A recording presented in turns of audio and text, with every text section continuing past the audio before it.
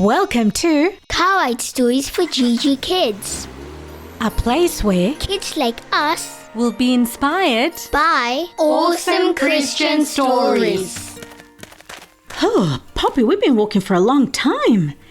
I'm feeling a bit tired. I think I need a water break. Me too. Whew. But maybe we'll go up to that rock over there and sit there in the shade. That'll work. Oh, yes, please. Oh, look, Poppy. Look at that giant bush over there. Maybe near that. Hold on. Is that a bush? No. Is it a door? What?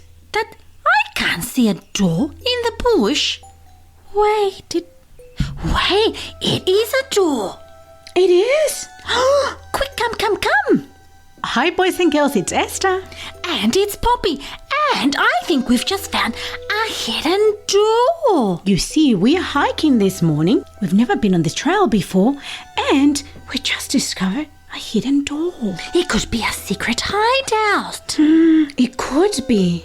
Oh, let's check it out. Okay, go slowly, carefully. We just have to be careful with that door. Oh, that leaf.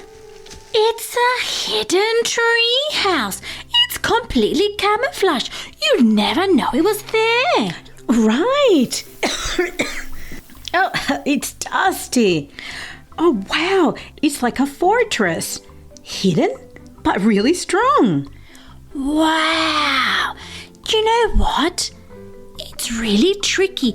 You can't see it. It's almost invisible. And it reminds me of in the Bible about the invisible army. Oh, yeah. Hey, you know what? We can call this fortress Fort Courage to remind us that God is always fighting for us, even when we can't see it. Because that's the invisible army. Oh, we should have a break and you should tell us the story. Well, do you want to tell the boys and girls a little bit more about that story? Oh, yes. Okay, boys and girls. Well, the story is about Elisha and his servant. And they were being surrounded by really bad men. And God sent an invisible army. But the servant couldn't see it. And so Elisha prayed for God to open the servant's eyes, and he saw angels in chariots of fire all around. Yes, that sounds so amazing. And I want to tell you the story, and I want to tell you the stories, boys and girls, because it's one of my favorite stories. But first, Poppy, we have glitter box time. Oh, yes, boys and girls, come to my glitter box. I've got shout-outs. In my glitter box today, I've got a shout out for Valencia, who's 7, and she wrote us an email. She said, "Hi, my name is Valencia, and I live in Australia, and my favourite story is May Jam's Dilemma and Stompy's birthday. Oh, we love them too, and we live in the same country."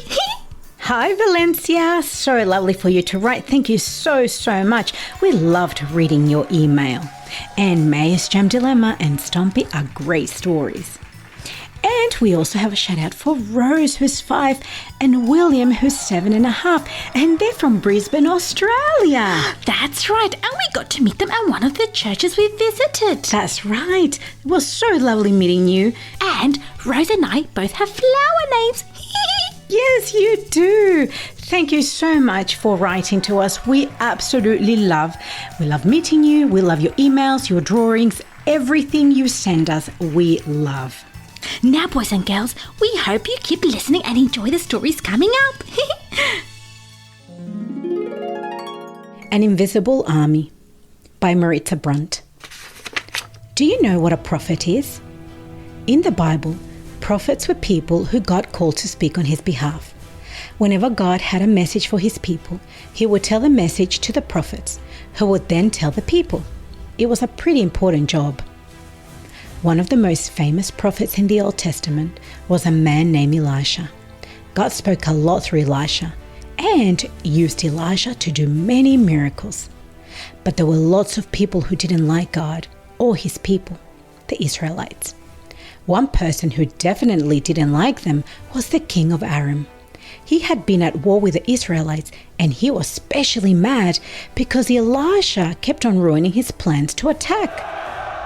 The king of Aram would tell his soldiers to set a trap for the Israelites, but God would always tell Elisha what the evil king was planning, and Elisha would warn the king of Israel. The Israelites were always one step ahead of the king of Aram and his Aramean army, and the king was not happy about it. One day, the king of Aram had had enough. He called all his soldiers and royal advisors and demanded to know which of them was leaking his information. "I know there's a spy amongst you," he roared. "Who is it?" The soldiers and advisors looked at each other. Finally, one of them spoke up. "It's not us, my king," he said. "It's Elisha, the prophet in Israel. He tells the king of Israel everything you say, even what you whisper in your bedroom." The king of Aram was so surprised he couldn't speak for a moment. "Where is this prophet now?" he thundered. "Tell me, so I can send someone to capture him." The soldiers quickly went to find out where Elisha was and reported back to the king of Aram that Elisha was in a place called Dothan.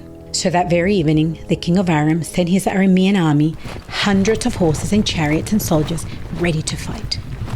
While it was dark, they surrounded the city of Dothan, where Elisha was.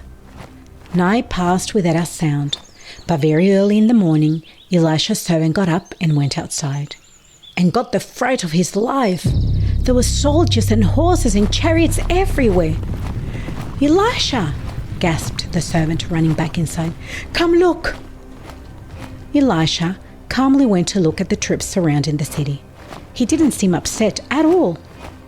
"Oh, master, what will we do now?" the young servant cried.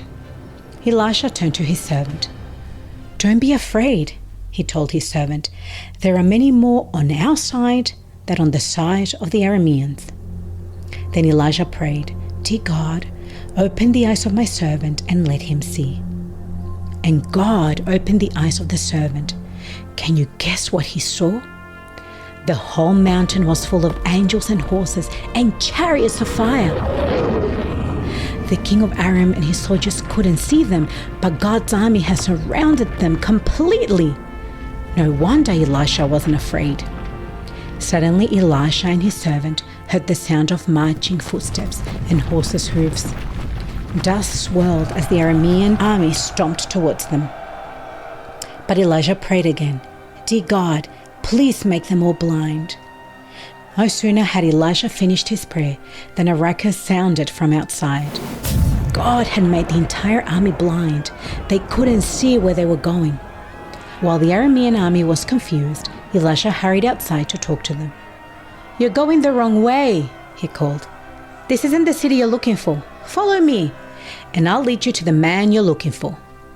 And with that, Elisha led the entire Aramean army into a city called Samaria, where the king of Israel and his army were waiting. Once the Arameans were inside the city, Elisha prayed one final time. "God, open the eyes of the Arameans so they can see where they are." God opened the Arameans' army's eyes. They looked around. They were trapped in Samaria, and they began to panic. The king of Israel came up to Elisha. "The king of Aram has wanted to hurt us for a long time," he said to Elijah. "He's not a nice person. What should we do with his soldiers?" "Don't hurt them," said Elisha. "You didn't lift a hand to capture them. God was the one who led them right to you. And even if someone is mean to you, we always treat them with kindness. That is what God tells us to do." So the king of Israel prepared a huge feast for the Aramean army. The soldiers were so grateful and ate and drank until their bellies were full. Then the king of Israel let them go home, all the way back to the king of Aram.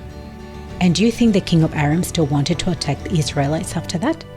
No, that's right. He never bothered them again. I love that story. Oh, isn't it a good one?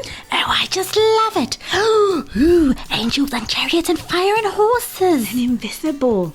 Wow. Boys and girls, this story is amazing. And it's a true story. Okay, so that's all from us, boys and girls. Till next time. Bye. Bye. I wonder if I could learn to ride a horse. And don't forget, girls, you are GIGI, gorgeous in God's image. And boys, you are also GIGI, great in God's image.